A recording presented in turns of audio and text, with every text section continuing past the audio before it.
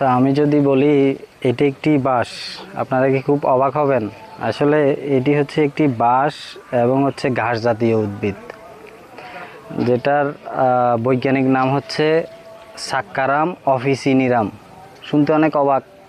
আমরা এটাকে আখ, কেউ বলে গ্যান্ডারি, কেউ বলে ইক্ষু, যেটাই বলেন।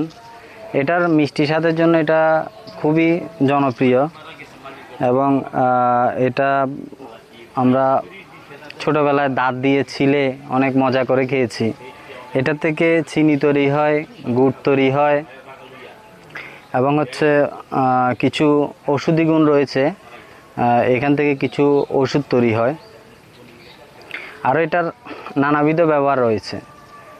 তবে আমরা শুনে অবাক হচ্ছি যে এটা আসলে একটি বাঁশ জাতীয় উদ্ভিদ।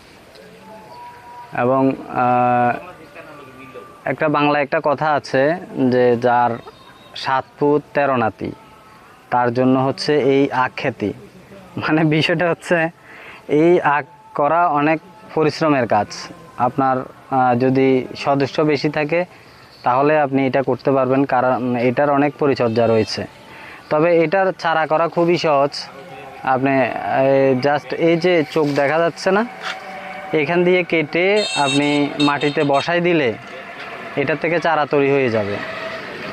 এবং কিছু জৈব সার এবং কিছু আপনার ম্যাগনেসিয়াম, পটাশিয়াম এটার সাথে যুক্ত করে লাগাই দিবেন। এটা খুবই ভালো কাজ করবে এবং খুব দ্রুত বেড়ে উঠবে। তো যাই হোক, রাস্তার ধারে পেলাম তাই আপনাদের দেখালাম।